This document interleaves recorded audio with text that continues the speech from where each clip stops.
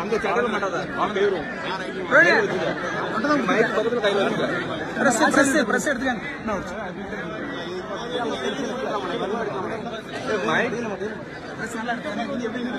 Mic கொடுத்தத எடுங்கப்பா மைக்க பரவ நீடுங்க சரி சரி சரி போட்டக்கு வாய்ப்பே இல்லை அவரே ஆகலப்பா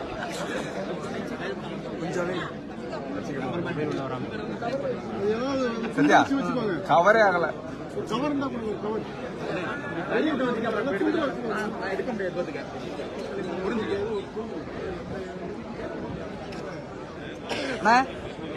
சரி ஓகே ஓகே ஓகே உட்காந்து வச்சிருங்க அப்படி பண்ண உட்காருங்க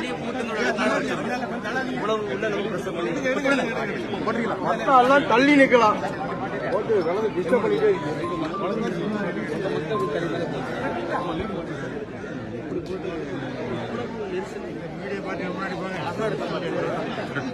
கொஞ்சம் வைடா முன்னாடி எடுத்துட்டா நீங்க நான் பிடிச்சிட்டேன்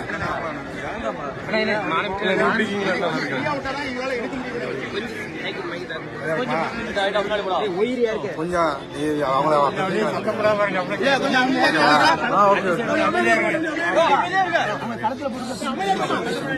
களத்துல போட்டு ஒரு நிமிஷம் கூப்பிட்டாரு இது நம்ம கொஞ்சம் சேனல் தான்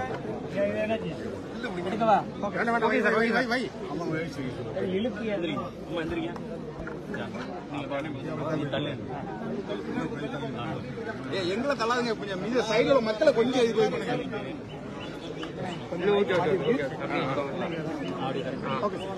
இது போலாம் எல்லாருமே அமைதியா கொஞ்சம் அமைதி ஐயா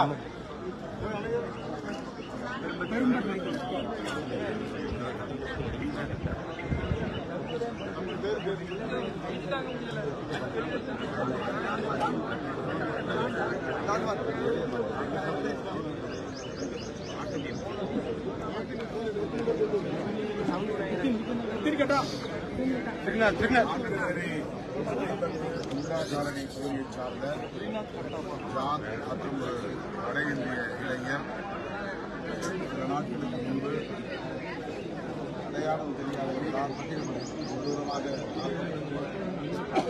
சம்பவ இடத்திலேயே உயிரிழந்திருக்கிறார்கள். மேலும் பலர் படுகாயமடைந்து மருத்துவமனையிலே சிகிச்சைக்கப்பட்டுள்ளனர். இந்த சம்பவம் மிகுந்த அதிர்ச்சியை அளிக்கிறது. இதேபோல இன்றைக்கு சிவகங்கை அருகே ஒரு கிராமத்திற்கு முன்பு இடைக்காட்டூர் என்னும் இடத்தில் அடையாளம் தெரியாத ஒரு கும்பல் தாக்குதல் நடத்தியதில் பலர் காயமடைந்திருக்கிறார்கள். இந்த பின்னணி என்னவென்று விளங்கவில்லை. எந்த முன்விரோதமும் இல்லை. உயிரிழந்த ஜான் அவர்களோ அல்லது அந்த வட இந்திய இளைஞரோ யாருக்கும் எதிரான நடவடிக்கைகளில் செயற்பாடுகளில் ஈடுபட்டு சாதி அடிப்படையிலோ மத அடிப்படையிலோ அரசியல் அடிப்படையிலோ எந்த முன்விரோதமும் இல்லாத நிலையில் அவர்கள் கொல்லப்பட்டிருக்கிறார்கள் என்பது மிகுந்த அதிர்ச்சியை தருகிறது. தென் மாவட்டங்களில் போதை புழக்கம் என்பது அதிகரித்திருப்பதாக காவல்துறையினருக்கு தொடர்ந்து சொல்லியிருக்கிறார்கள். அந்த போதை பழக்கத்திற்கு ஆளானவர்கள் செய்த படுகொலையா அல்லது வேறு ஏதேனும் அரசியல் காரணங்கள் இருக்கின்றனவா? தேர்தல் நெருங்குகிற நேரத்தில் திமுக அரசுக்கு எதிராக களங்கத்தை விளைவிக்கும் நோக்கம் இருக்கிறதா என்றெல்லாம் இப்போது சமூக ஊடகங்களில் விவாதிக்கப்பட்டு வருவதை நாம் அறிவோம். சில வாரங்களுக்கு முன்பு நாட்டு வெடிகுண்டு வீசி வன்முறையில் ஈடுபட்டதாக தகவல்கள் வெளியாகினார். யாரும் பாதிக்கப்படவில்லை. அந்த சம்பவத்திலும் உரிய நடவடிக்கை மேற்கொள்ளப்படவில்லை என்ற புகார் பொதுமக்களிடையே எழுந்துள்ளது. ஜான் அவருடைய மனைவி வாய் பேச இயலாதவர். அவருக்கு 2 பெண் பிள்ளைகள் இருக்கிறார்கள். அதுவும் சிறிய வயதிலேயே அவர்கள் தந்தையை இழக்கும் நிலை ஏற்பட்டிருக்கிறது.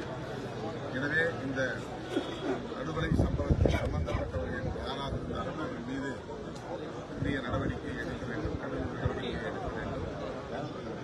ஜான் அவர்களின் குடும்பத்திற்கு அரசு போதிய நிதி உதவியை வழங்குவதோடு அரசு வேலைவாய்ப்பையும் நம்முடைய வாய்ப்பு செய்யுமாறு பெண்மணிக்கு வழங்க வேண்டும்.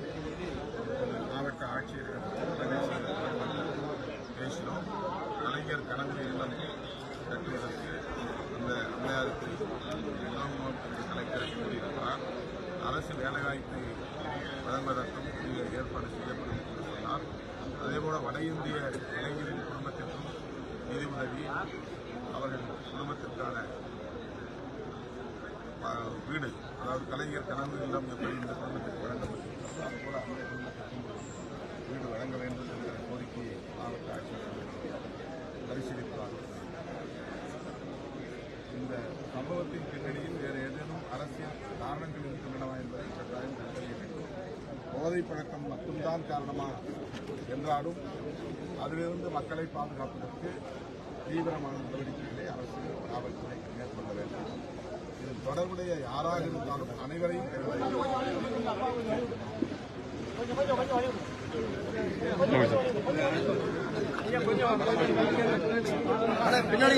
அண்ணா இந்த வட இந்தியர்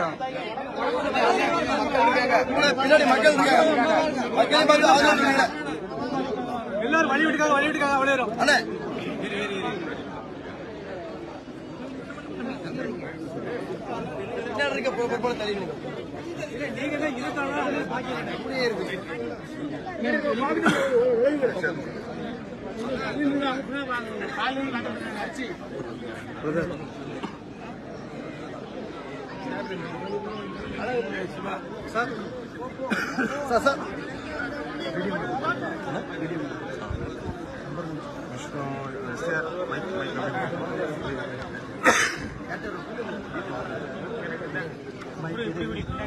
கொடுங்க. ஓகே.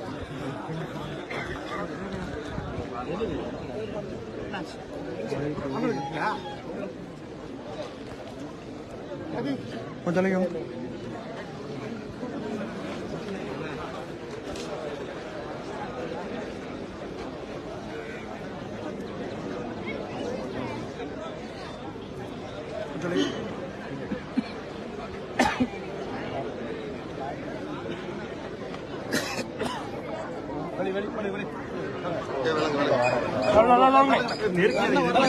அந்த மக்கள்கிட்ட கொஞ்சம் தம்பி தம்பி தம்பி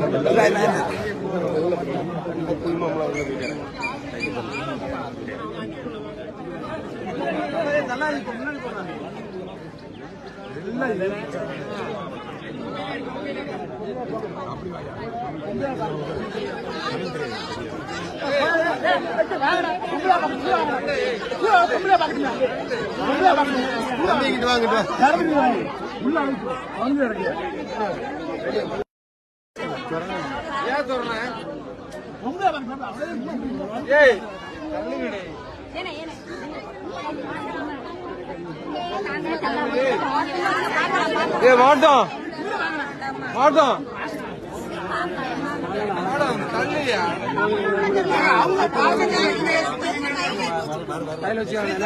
காசு பத்திரம் பார்த்து பைய இருக்கா பையனா பைய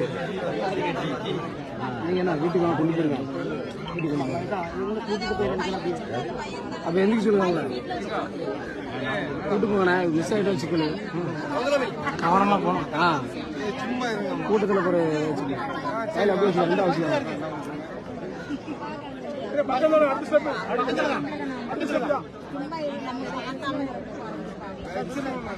ஒரு 100 அடி தான் இருக்குன்னு சொல்லு. நடந்து போயிடும் நடந்து வாக்கிங் டிஸ்டன்ஸ் தான். கொஞ்சம் பின்னாடி திரும்ப மக்களையும் பாத்துருங்க.